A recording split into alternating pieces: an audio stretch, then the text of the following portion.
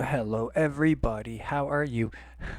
Today I've got the Page of Wands as the obstacle and the Knight of Swords as the opportunity.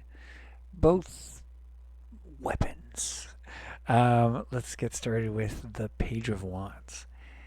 Um, I was thinking about how this is kind of like how this kind of symbolizes the the the energy, the motivation, the inspiration required to see and act through. And I'm thinking of the kind of act that takes a long time, something that you got to grow, something that you need to slowly add to. One of the things that comes to mind is some sort of creative work, but um, growing any sort of plants, kind of, the image of the page here, just kind of checking out the wand. This one doesn't seem like an outgrowth or something growing out of the ground to me. This one, the Marseille, kind of looks like maybe it is. It looks like it's had its branches chopped off, but I could imagine that it is still growing out of the ground.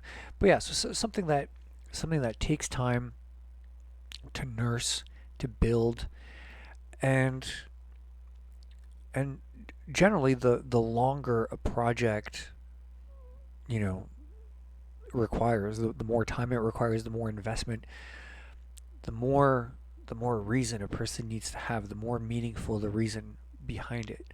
And I think this card might serve as a warning for interacting with an individual perhaps who is motivated by some of the darker things that can often inspire people to slowly build, to slowly grow or work on something or save towards something where the final product is motivated by just some sort of negative experience. It could be like, you know, I'll work out and get really strong, and then I'll show those bullies who's boss. And nonetheless, you're achieving, getting into shape, maybe learning how to fight or something, but it's it's fueled by this darkness, this passion, this anger.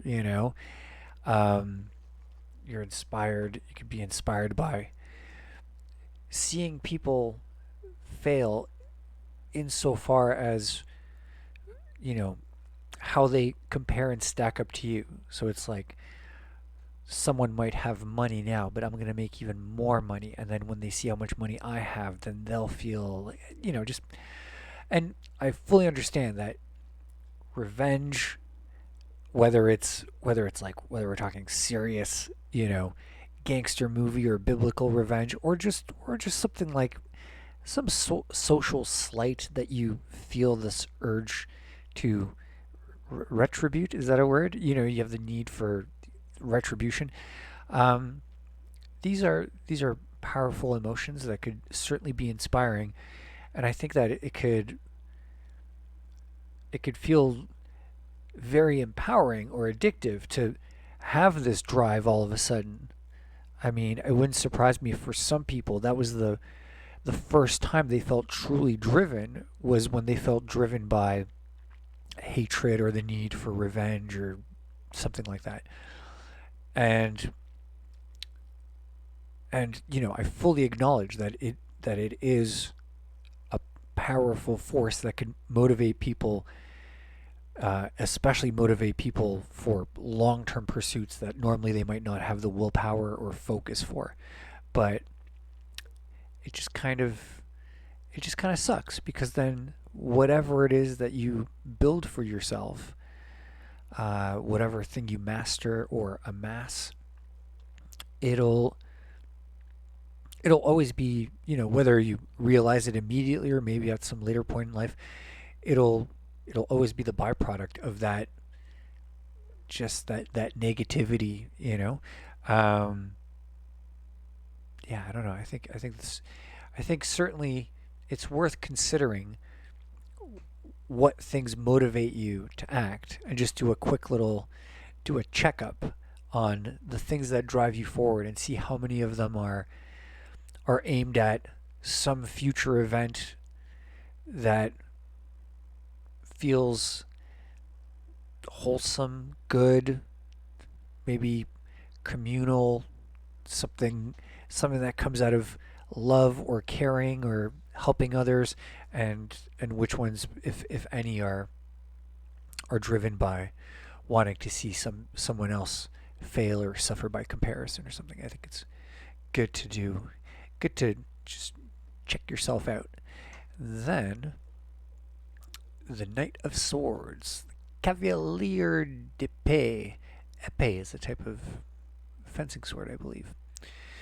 Um, I was thinking about this card as I like the face on the armor. The uh, the weight the weight card doesn't have it. The horse looks like maybe it's looking backwards a little bit. That's kind of how I see it, but that could just be my interpretation.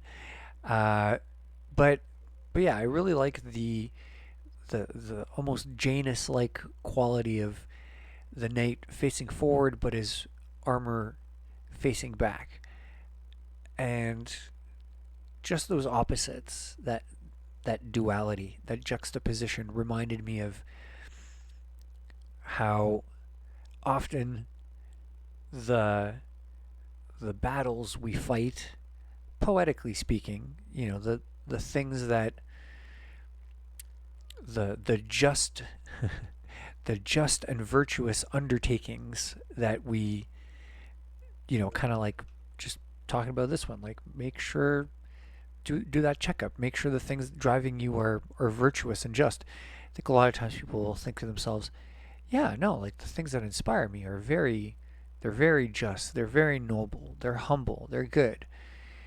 I'm going into battle, again, poetically speaking, I'm going into battle for something really meaningful and good. But then I think it could be really useful to stop and just sort of look in the mirror and and check out what it is that you're bringing into battle, or on this mission. So if it's, when you see when you see soldiers deployed on a peacekeeping mission and they're in like armored vehicles with mounted anti-aircraft guns, it's like, okay, I mean, it's interesting to call that a peacekeeping mission because they're certainly going in like armed to the teeth, right? Um, and in some cases it's the opposite. Some people, there are groups that refer to themselves with, you know, battle names like the what's that one? It's the sort of medical one. But anyway, but there are organizations that, adopt a name that sounds like it's courageous and warlike, but they actually just do amazing humanitarian work, and they're very peaceful. But yeah, in general, I think it could be a really useful opportunity to check out how we dress, to metaphorically apply the metaphor of, if armor is the thing that you wear into battle, and if there are different types of armor, if you can enarmor, is that a word? If you can enarmor yourself uh, appropriately for different kinds of missions, let's say, uh, light armor for situations where you need, mobility and dexterity, heavy armor for situations where you're going to be, you're going to be taking a lot of hits, wearing the appropriate armor. That metaphor is applied to, like, what are you wearing? How are you getting around? What are the tools that are bringing with you? These are these are choices. These are the outcomes. What you have. These are the outcomes of choices that were probably pretty likely to have been made subconsciously, without reflecting on implied kind of meanings or presuppositions of why those choices of clothes or those modes of transportation or those tools carried with you are the correct ones, the good ones, the moral or ethical ones. Um, but yeah, I think it could be really enlightening and eye-opening to engage in that kind of exercise of self-reflection. And then also I think it works really well for other people. You know, there's the comparison that could be made when you're trying to get a feel for someone where you could listen to what they say, but then you compare that to watching what they do. Those two are an interesting dyad to see, check for consistencies or inconsistency. But another interesting dyad is fashion and what the implied meaning or story is behind the fashion that somebody has, again, very likely that they've done it subconsciously, that they've subconsciously chosen, and comparing that to the claims they make for the kind of position that they take up. You know, I'm thinking of someone who, let's say, claims that they're very practical while wearing something that is very impractical, or someone claiming that they're very straightforward and they're a minimalist and wearing something that is incredibly complex, or those kinds of inconsistencies. But yeah, I think it's something fun to watch out for that could be very enlightening. That's going to be it for me today. Thank you very much for watching, and the channel's almost at 100 subscribers. I'm very excited and flattered, as I mentioned before.